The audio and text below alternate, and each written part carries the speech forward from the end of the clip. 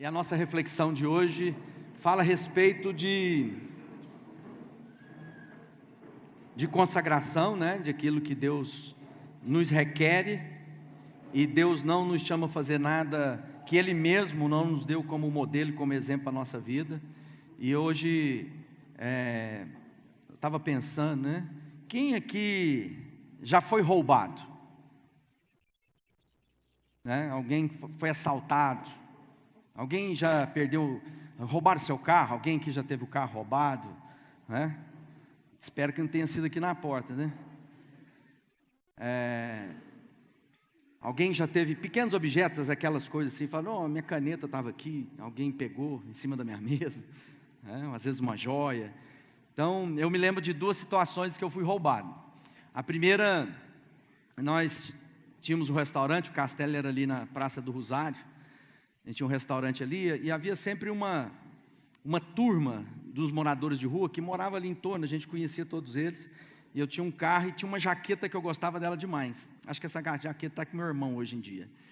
E uma vez eu saí na porta, 10 horas da manhã, tinha chegado para trabalhar no escritório, e o meu carro estava com o vidro quebrado. E o vidro estava quebrado, e eu olhei lá, olhei o som, estava tudo lá, falei assim, não roubaram nada, deve ter chegado alguém, a pessoa quebrou e não deu tempo de roubar. Aí eu entrei para dentro do escritório para pegar a chave para poder levar o carro. Quando eu entrei dentro do carro, sabe aquele frio na espinha, daquela roupa que você gosta? Eu olhei para o lado e falei assim, minha jaqueta. A jaqueta que estava no banco, eles quebraram e roubaram a jaqueta. Eu não tive dúvida, falei que os meninos vão saber, os que moravam ali em torno, vocês vão saber que eles dormiam ali, e eu fui atrás desses meninos. E fui atrás desses meninos, eles falaram, não, eu falei, vocês sabem, quero saber quem roubou minha jaqueta. Sei que fui parar numa loja, naquela época tinha aquelas casas de fliperama ainda, vamos lá na Afonso Pena, atrás desses meninos, cheguei lá, que é tanto de rapazes, adolescente grande, uns homens grandes, falei assim, eu vim aqui porque o fulano disse que tucano, pegou minha jaqueta dentro do carro. Sei que eu fui parar lá na periferia da cidade, numa casa, atrás da minha jaqueta. Recuperei a jaqueta, dei umas prensas no cara. Agora você imagina se hoje em dia a gente ia atrás de uma jaqueta, o que aconteceu hoje, né? Você imagina se alguém vai sair atrás. Hoje não, está aqui lá. A segunda vez que me assaltaram, dessa vez foi um assalto, dessa não roubo, né? Ou furto. Eu estava fazendo caminhada, ali na Vinhedos, 4 horas da tarde, 5 horas da tarde, de dia. Acho que era num sábado. E eu vinha caminhando, estava ouvindo, naquela época eu usava iPod, né? E estava com um iPod, caminhando com o meu chapéuzinho, com a minha coisa. E eu vinha, de repente, vinha uma moto, com 2 rapazes. A hora que eu olhei a moto, eu falei assim, eles vão me roubar. E a hora que eu olhei para eles, aceleraram, eu tentei correr, eles me cercaram, e o cara que estava na garupa pulou da mão e falou assim, eu vou te atirar. Eu peguei, parei de correr. Ele falou assim, pode passar. E meu boné, meu óculos, meu iPod, meus tênis. Fiquei descalço lá na coisa e embora. O que gera no coração da gente? Uma certa indignação. Não é isso? A gente fala assim, eu estou aqui, fazendo meu trabalho, adquirindo minhas coisas, vem alguém e rouba de mim. Toma aquilo que não pertence a ele. Alguém aqui já roubou alguém? Aí a gente agora vai falar assim, na verdade, nós não podemos roubar, a gente aprendeu, e não aprender mesmo, tenho certeza que na maioria das famílias aqui, mesmo quando não éramos religiosos, nós aprendemos sobre moralidade, que você não deve pegar o que é do outro, você não deve, né, às vezes como adolescente, menino, fazendo farra, criança, mas você sempre aprendeu que aquilo que é do outro, você não tem que pôr a mão, não é verdade? Então, nós ficamos indignados, olhando para aquilo que está acontecendo no nosso país hoje, ficamos profundamente estarrecidos com a qualidade e a quantidade da roubalheira que está instalada na nossa nação em todos os ambientes. Não pensa que isso diz respeito a apenas um grupo seleto, né, distante. Não, gente, pai de família, gente que está lá fazendo negócio, que nem para pensar, mas está lesando outros. Está sabendo que está fazendo, e está roubando. Então nós vivemos em dias em que parece que a nossa moralidade fica cada vez mais comprometida, até porque a Bíblia diz assim: aonde não há justiça, multiplica-se a violência.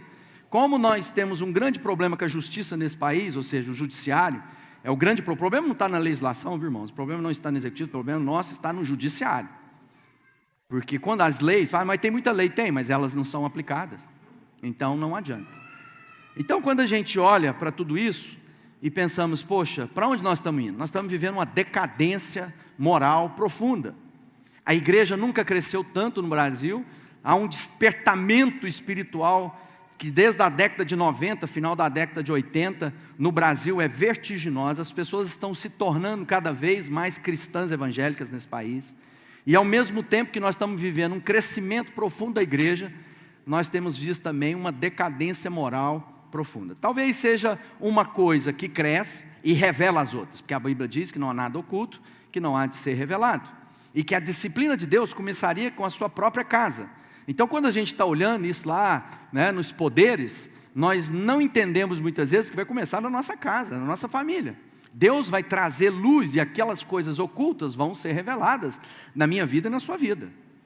E que Deus não vai deixar o nome dele ser escarnecido. Não se zomba de Deus. E muitas vezes a gente olha isso e ficamos indignados. Quem está indignado com essa profunda corrupção e roubo da nossa nação? Levanta a mão. Quem está assim, com raiva? Levanta a mão. Todos nós, não é verdade? Olhando para isso, ninguém aguenta mais noticiário nesse país, porque não há outro assunto recorrente, É um assunto tão grave que eles mudaram o horário da novela. Você pensa, num país em que é regido entre depois da novela e antes da novela, tudo que vai fazer, fala, que hora? Depois da novela, ou antes da novela. Nós estamos vendo um momento caótico na nossa vida. E aí nós, meditando, lembramos desse livro, chamado Malaquias. Abra sua Bíblia lá em Malaquias. Malaquias é o último livro antes da nova aliança. Malaquias é um livro escrito entre 450 e 500 anos antes do nascimento de Jesus. Malaquias é o livro da transição, que depois houve aquele momento chamado do silêncio de Deus, onde Deus não fala mais e não há nada escrito, que é tido como escritura sagrada. Ficaram 500 anos de silêncio de Deus. E Malaquias, o nome Malaquias significa o mensageiro. O mensageiro é aquele que vem trazer o quê? Uma mensagem ao povo de Deus. E Deus começa a falar com o seu povo, porque naquele ambiente, o panorama que eles viviam era o seguinte: havia tido uma invasão de Israel, as pessoas tinham sido levadas cativas, prisioneiras, mas já estavam de volta a Israel depois de um período grande fora. O que aconteceu nesse período? As pessoas começaram a se misturar com outros povos. Então a nação de Israel, que sempre prezou, Deus sempre falava que eles eram uma nação que deveriam se resguardar, em unidade entre eles, que eles não deveriam se misturar com outros povos, se misturaram devido àquela nação que os levaram para o cativeiro. Mas agora, na época de Malaquias, o que acontece é que eles voltaram para Israel, reestabeleceram o culto, voltaram, porque todo o culto do Antigo Testamento era centralizado na figura do templo.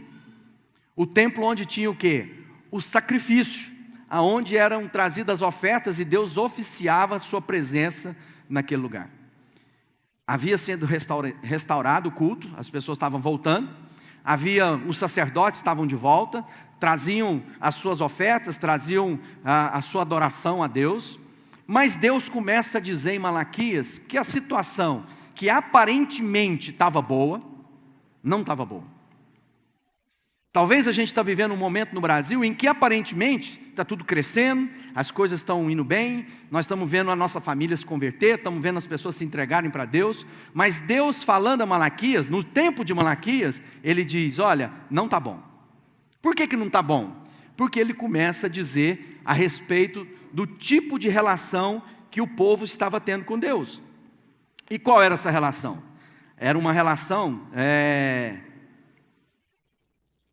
em que o povo começou a prestar culto de forma relapsa. Se você abrir sua Bíblia em Malaquias, a gente vai perceber que Deus começa a chamar a atenção do povo. Ele diz assim, no primeiro versículo do livro, ele diz assim: uma advertência, a palavra de Deus contra Israel, por meio de Malaquias. Deus agora começa a trazer uma profecia, começa a trazer uma repreensão ao seu povo, sobre o zelo e o cuidado na relação daquele povo com o Deus que havia separado eles para uma tarefa. Qual era a tarefa? Israel foi sendo levantado para ser uma nação sacerdotal. Por isso que a gente vai ver tantas vezes que Israel era a luz de Deus para os povos. Israel não era apenas uma nação exclusiva no sentido de não incluir os demais povos, mas que através de Israel, todos os povos conheceriam do Deus vivo e verdadeiro, o Deus de Israel. Israel confundiu isso muitas vezes. Nos nossos dias, é da mesma forma. A igreja não é o povo exclusivo no sentido de que a vida se resume em nós mesmos. A igreja é o povo escolhido para revelar às nações e os povos quem Deus é.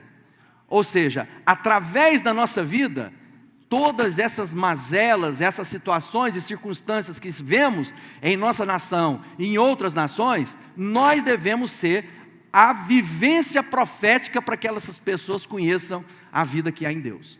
Ou seja, nós não temos um fim em nós mesmos, nós somos exclusivos para revelar às pessoas o amor de Deus. Não é isso que nós vimos na nossa missão e nossa visão? Jesus disse que a gente deve fazer discípulos de todas as nações. Então nossa missão é revelar ao mundo o amor de Deus e ensinar ao mundo a viver esse amor, ensinar a todo mundo, a todas as pessoas. E é isso que nós queremos fazer como igreja.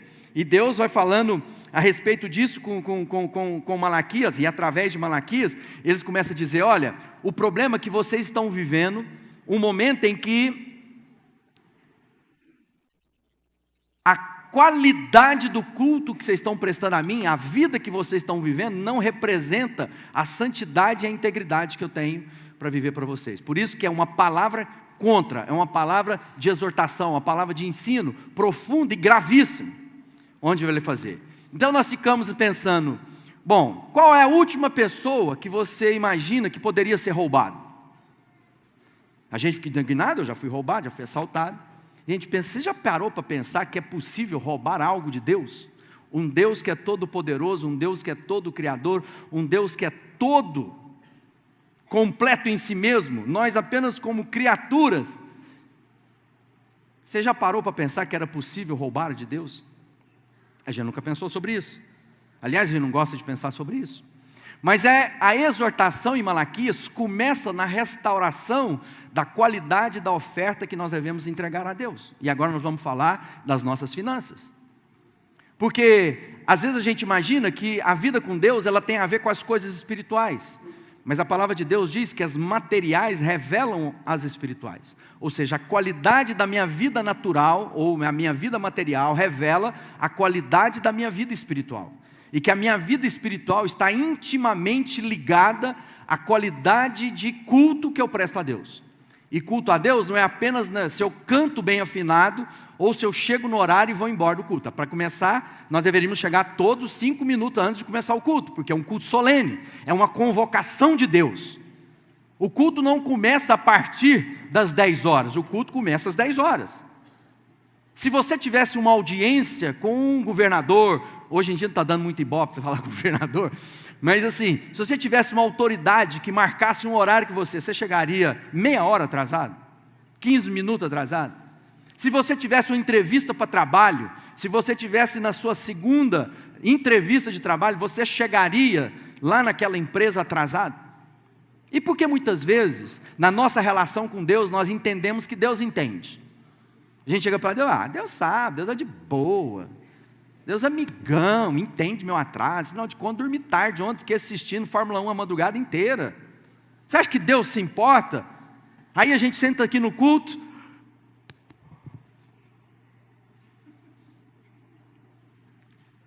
e Deus começa a falar em Malaquias que aquele povo que estava vindo prestar culto era um povo que desprezava a solenidade da adoração a Ele.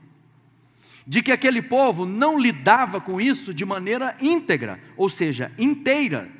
As pessoas estavam trazendo coisas desprezíveis a Deus. Deus já tinha feito uma aliança e dito às pessoas, falar assim, quando você for trazer a sua oferta a mim, e naquela época, o que as pessoas faziam? Eles traziam um animal como um sacrifício pelo seu próprio pecado. Era o animal vicário. Como Jesus é o cordeiro vicário. Ele é aquele substituto da minha própria vida. Eu trago o animal, ele morria no meu lugar, para que os meus pecados fossem perdoados. Mas havia uma condição, não era qualquer animal.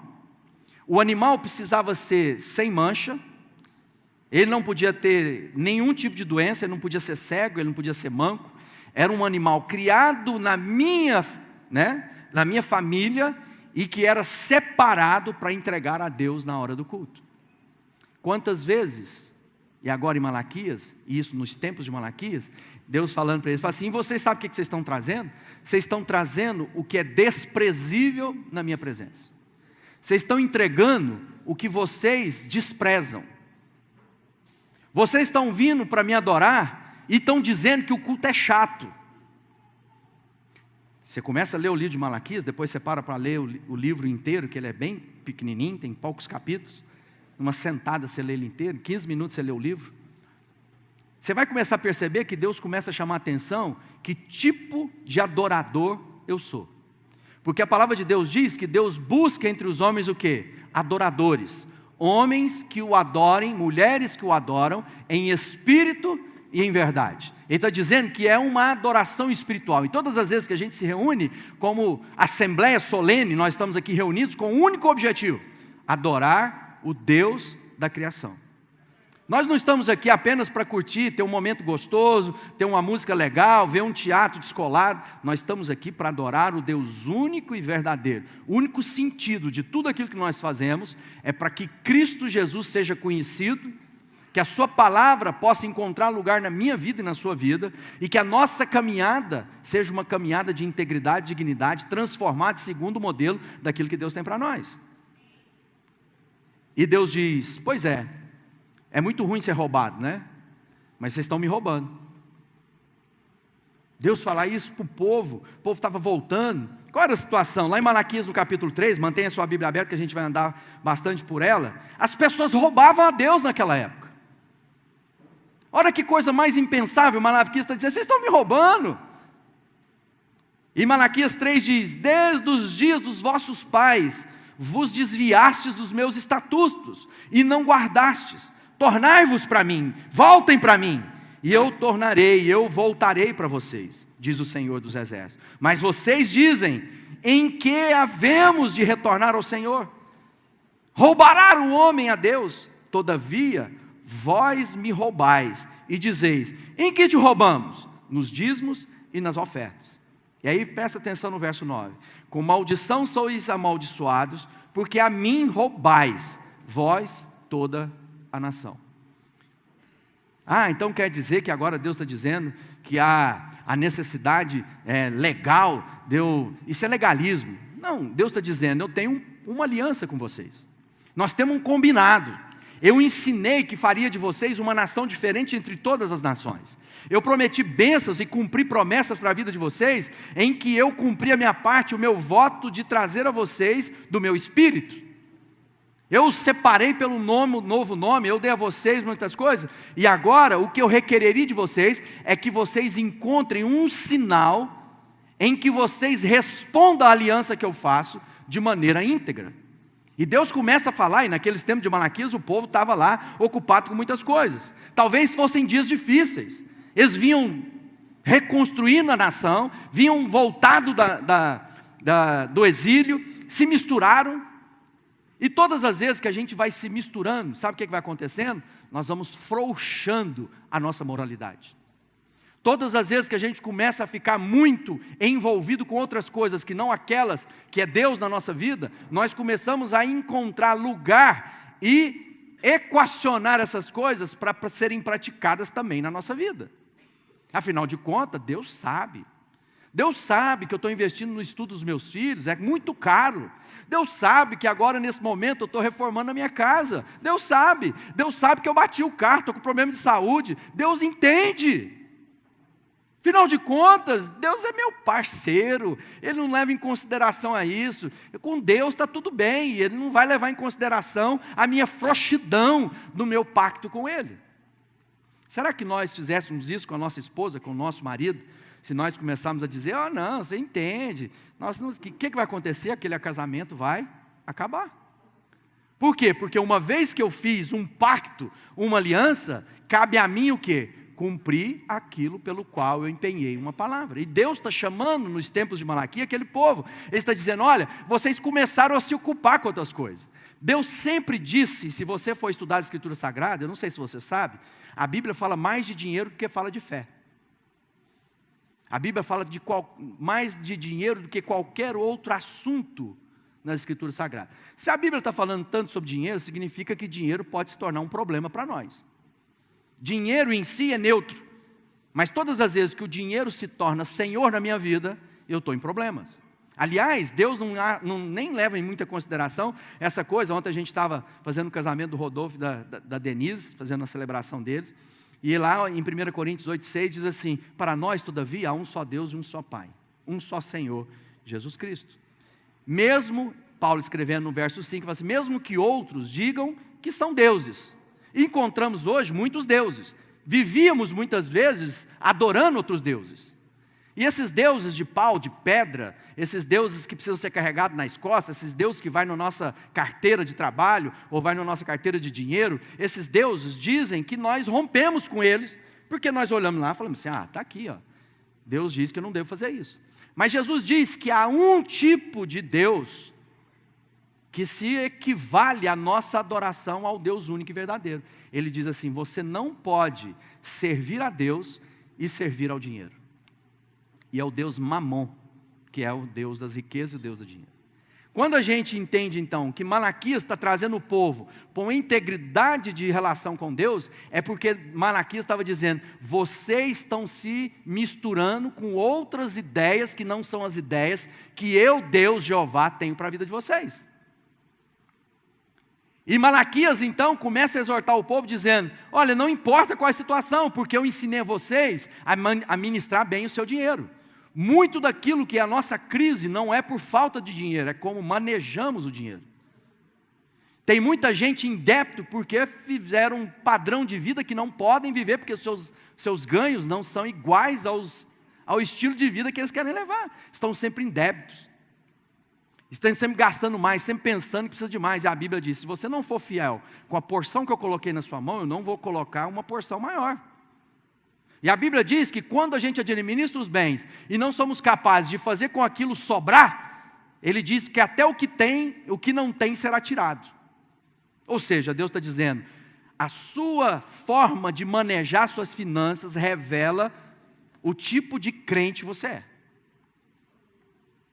Isso começa a apertar a nossa vida, porque começa a revelar a nossa frouxidão, porque muitas vezes a gente tem uma devoção muito grande com Deus, uma austeridade na nossa moral física, nas nossas emoções e muitas vezes na nossa sexualidade, e temos muita liberalidade na forma que gastamos dinheiro com nós mesmos. E Deus estava chamando o povo a Malaquias, porque essa situação que estava vivendo lá. Deus está dizendo para o povo, olha, vocês estão apainelando a casa de vocês estão gastando com outras coisas, daquilo que não é a porção de vocês mais. Porque naquela época Deus estava dizendo, vocês têm que trazer o seu dízimo. Como nós vimos aqui nas tortas, era como aquele povo fazia. Eles iam gastando o dinheiro dele, e a hora que chegava naquilo que era o pacto, eles não tinham mais daquilo que era entregar a Deus. E aí a gente fala o quê? Eu posso falhar com Deus, com o resto eu não posso. Mas Deus entende. Deus entende que eu estou devendo. Claro que Ele entende que você está devendo. Você manejou mal o seu dinheiro. Você não foi fiel na porção, que é o que Deus está falando com Malaquias, está falando para o povo de Malaquias. Então, nos dias de Malaquias, e alguém pode dizer, mas estamos apertados, não é melhor eu pagar minha dívida? Deus não vai entender? Você já parou para pensar que muitas vezes nós estamos em dívida porque o recurso não rende, porque nós somos infiéis a Deus e portanto nós estamos fora da promessa de Deus, vivendo por nossa própria conta, vivendo os nossos dias, no nosso próprio pensamento, porque nós estamos nos misturando com a ideia desse mundo que diz que o negócio sou eu, é eu, para mim, e Deus está dizendo, olha, há uma porção que não é sua, há uma porção que marca a nossa aliança. Desde os seus pais vocês estão afrouxando. E aí, Deus está dizendo, vocês estão roubando. E alguém pode dizer, lá em Provérbios, fala assim, confia no Senhor de todo o seu coração. Não se firme no seu próprio entendimento. Reconhece-o em todos os teus caminhos. Ele endireitará as tuas veredas. Não seja sábio aos teus próprios olhos. Teme ao Senhor. Aparta-te do mal. E será isto saúde para o seu corpo e refrigério para os seus ossos. Honra o Senhor com os teus bens, com as primícias da tua renda. E se encherão fartamente os teus celeiros e transbordarão de vinho os teus lagares. Ele está dizendo o seguinte, olha, não se firme na maneira que você vê, porque o seu pensamento está misturado. Você está tentando viver o reino de Deus com os conceitos e valores dos homens. Você está tentando viver uma vida de consagração, mas você tem prestado um culto sem vergonha a mim. E Deus está dizendo, eu não vou aceitar esse culto. Esse tipo de conversa comigo não vale, Deus está dizendo. E aqui agora, Salomão escrevendo em Provérbios, ele diz, confie no Senhor, não se firme na sua maneira de pensar. Não pense que você é mais sábio do que Deus. Deus está dizendo, olha, entrega as primícias. Sabe o que é primícia? A primeira porção. Quem aqui conhece aquela coisa assim, quem gosta de condimentos, né, na culinária, fala flor do sal. Sabe o que é a flor do sal?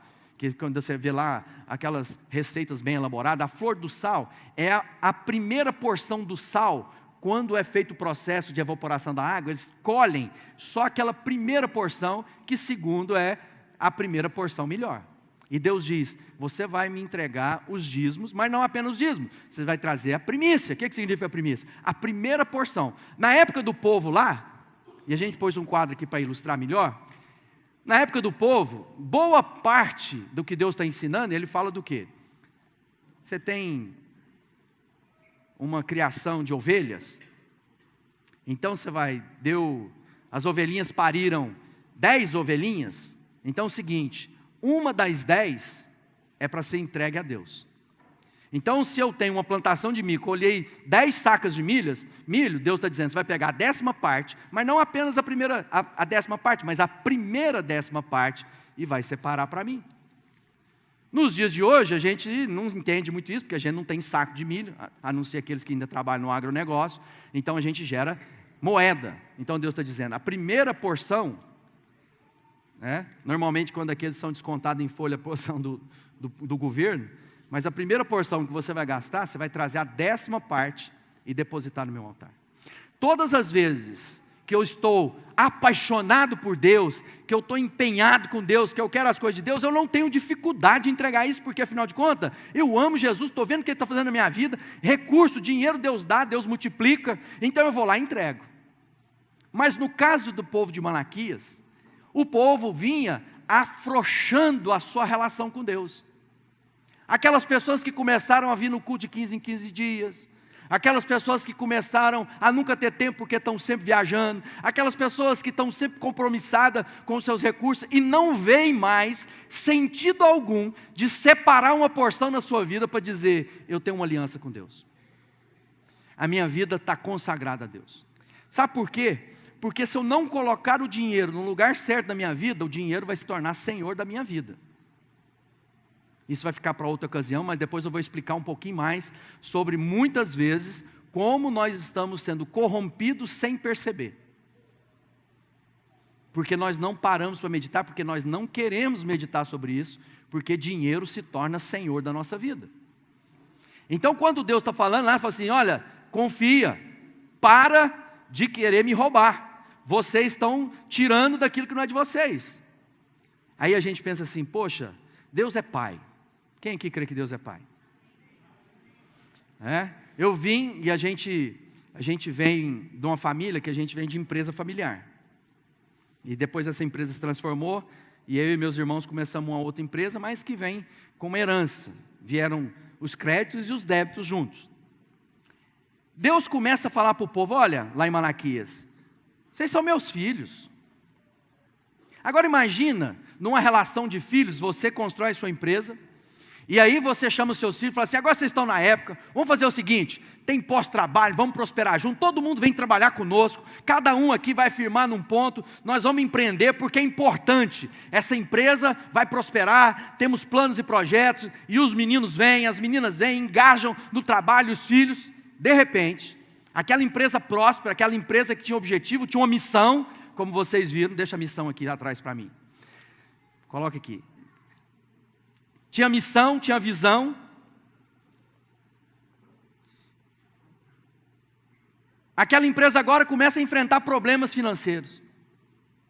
E o pai chega lá e fala assim, mas o que está acontecendo? Essa empresa sempre foi próspera, agora que nós temos mais trabalhadores aqui, mais gente da família empenhada, nós estamos com um problema.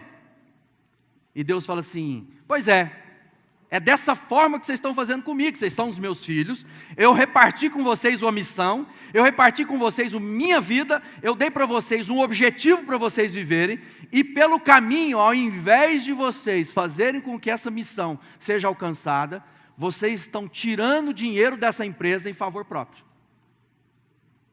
Vocês estão subtraindo daquilo que eu os chamei para ser participante. E é isso que Deus fala, ele fala assim para esse povo lá, filho honra o pai, o servo o seu senhor. Verso 6 do capítulo 1 de Malaquias. Se eu sou pai, onde está a minha honra? Se eu sou o Senhor, onde está o respeito para comigo? Diz o Senhor dos exércitos a vocês. Ó sacerdotes, que desprezais o meu nome, vós dizeis, em que nós desprezamos o teu nome? Ofereceis sobre o meu altar pão imundo, e ainda perguntai em que havemos profanado? Nisto que pensais, a mesa do Senhor é desprezível. Quando trazei o animal cego para o sacrifício, não é isso mal? E quando trazeis o coxo, o enfermo, não é isso mal? Ora, apresenta ao teu governador, acaso ele terá agrado de ti, e será a você favorável? Diz o Senhor dos exércitos. Agora, pois, suplicai a favor de Deus, que nos conceda a sua graça. Com tais ofertas nas mãos, aceitará Ele a vossa pessoa, diz o Senhor dos exércitos. Tomara que houvesse entre vós quem feche as portas, para que não acendeis debaixo o fogo do meu altar, e não tenham prazer em vocês, diz o Senhor dos exércitos, que nem aceitarei da vossa mão a oferta. Deus está dizendo, vocês não são meus filhos? Não é isso que não, quem é filho de Deus aqui? Aí você fala assim, como é que você está envolvido nos negócios do seu pai? Você é fiel nos negócios do seu pai? Qual é a obra que Deus tem para nós nos nossos dias? Qual é a coisa mais importante do planeta? Sabe o que é? Não é a sua empresa. Não é nem sua família. Ah, mas para mim é. Mas Deus diz que para Ele é edificar a sua igreja, que envolve a sua empresa e que envolve a sua família. Então Ele está dizendo que todos nós, como filhos de Deus, temos que ter um objetivo muito claro do projeto que Ele tem. E todos nós engajados na geração do recurso para que essa obra possa ser concluída. Mas muitas vezes que a gente diz, isso é coisa de igreja, Deus sabe, já estou salvo, eu e minha família, que o mundo agora se exploda, essas pessoas que vão procurar Deus como eu procurei. E Deus está dizendo, está vendo? Vocês fazem da minha obra algo desprezível. Deus está dizendo para mim e para você, você está engajado no projeto de Deus? Em transformar essa geração? Ou você está ocupado demais em viver os seus próprios dias, melhorar o carro que você anda, ver qual roupa que você veste, que tipo de comida que você come, que agora você não come mais contra filé, você come filé. Deus está dizendo, vocês estão dizendo que a minha obra é desprezível. Deus quer mudar a nossa história. E Ele continua dizendo, olha, vocês se corromperam. Vivemos dias de corrupção. Sabe o que é corrupção? Corrupção no dicionário diz, decomposição física de algo, putrefação, modificação, adulteração das características originais de algo. Amado, sabe qual foi a primeira palavra que Jesus deu quando Ele começa seu ministério? Qual foi o chamado que eu e você recebemos? Vem, que eu vou fazer de vocês pescadores de homens. Sabe qual foi a última ordem que Jesus deu antes de subir aos céus? Ide por todas as nações e fazer discípulos. Qual é a obra que Deus tem para que nós vivemos os nossos dias? Revelar o amor dEle à humanidade. Como isso se dá? No engajamento de todos nós, no sacrifício de todos nós, no empenho de todos nós, numa consagração completa de todos nós. Não é algo que eu vou fazer quando é tempo, não é quando eu estou manco, coxo, cego, quando eu estou doente. Deus está dizendo, a sua vida inteira só tem sentido se você estiver envolvida nos negócios do meu Pai, porque Jesus diz, eu só faço o que eu vi meu Pai fazer. Eu não me embaraço, e Paulo escrevendo, nos negócios desse mundo, porque eu fui chamado para uma obra maior. E ele está falando de todos nós, não está falando de uma categoria de pessoas. Ele não está falando apenas do pastor, não está falando apenas do missionário, está falando de mim e você, discípulo de Cristo, quem é discípulo de Jesus. Mas havia uma frouxidão nos tempos de Malaquias. O povo parou de trazer a oferta digna. O povo parou de ser fiel nos seus dízimos. E aí nós encontramos aquelas pessoas que dizem assim, pastor, essa coisa de dízimo, para mim tem ficado uma coisa problemática, porque a minha receita é muito alta, e agora eu estou vendo o valor nominal do dízimo é muito alto. Aí eu lembro de uma história, um empresário muito bem sucedido procurou um dos nossos pastores, e foi falar para ele assim, olha, eu vim cá porque eu vi essa coisa aí de Malaquias, eu quero conversar sobre dízimo. Deixa eu dizer, pastor, meu dízimo é muito alto, estou vendo aí que Deus está mandando isso, mas meu dízimo é muito alto.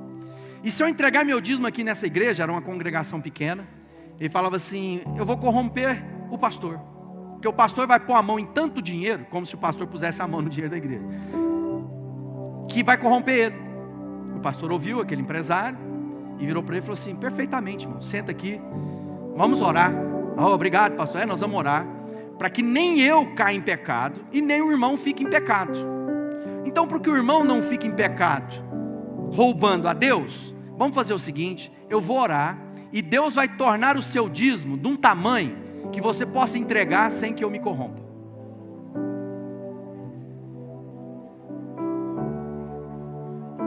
O que você acha que aconteceu? Nunca mais aquele empresário voltou para receber a oração. Por quê? Porque ele não quer pouco dinheiro nas mãos, mas tão pouco, quer entregar de forma adequada, da maneira adequada, na porção correta da sua provisão. A estatística diz que quanto mais prosperamos, quanto mais as pessoas na igreja prosperam, mais dificuldade elas têm de entregar os seus dízimos. Significa que as pessoas mais simples, mais pobres, são aquelas que contribuem com os seus dízimos, e que teoricamente seriam aquelas que têm mais dificuldade da sua própria sobrevivência. Mas que todas as vezes que a gente prospera, que Deus nos prospera, a gente começa a imaginar que isso foi fruto do meu braço forte, a minha inteligência, eu sou um cara capaz, eu busquei o meu sonho, eu era pobre, fiquei rico, vim de família simples. E Deus diz, pois é um toque na sua vida, você é incapaz.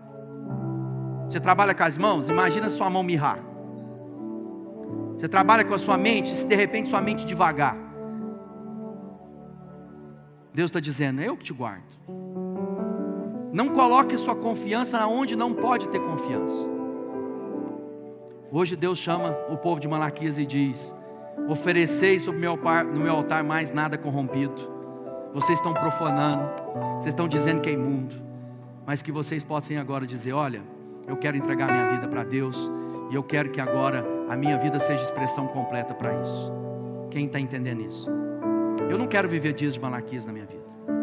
Eu quero poder chegar diante de Deus e entregar o meu melhor. É hora de se fechar seus olhos e fazer uma pergunta. Deus vai receber o meu culto? Ou o que eu estou vivendo é muita fachada, é muito diz que eu amo a Deus, mas o meu coração ainda tem Mamon como Deus da minha caminhada. Amado, Deus vai fazer a obra dele com ou sem você. Não se preocupe com isso. E essa é uma palavra, não é para qualquer um. Malaquias estava escrevendo para o povo de Deus. Então, se você está nos visitando hoje, você não fica constrangido. Isso é uma palavra para a família, para quem conhece as Escrituras Sagradas, em que nós olhamos para isso e dizemos, eu quero ofertar para Deus o meu melhor. E eu começo como? Sendo fiel nas minhas primícias. Todas as vezes que você deixar Deus para o final, a repartir a porção da pizza no final com Deus, vai ficar o débito para Deus, que é o que nós estamos trazendo para Deus na maioria do tempo. Deus me ajuda, estou apertado, Deus me ajuda, não está dando. E Deus diz, entrega a primícia, confia. Entrega a primícia, tem um princípio. Administra bem os recursos que eu coloquei na sua mão, seja prudente, não gasta mais do que você pode, seja fiel na excelência como você trata o dinheiro na sua vida, porque senão o dinheiro vai se tornar embaraço na sua história. Então, amado, se você entendeu que Deus fez uma aliança com você, o nosso dízimo é a resposta à aliança que eu tenho com Deus. É uma maneira de eu dizer para os meus bens, para a minha vida, para o inferno, que tudo que eu sou, tudo que eu tenho, pertence a Deus. É dele, não é meu. Amém?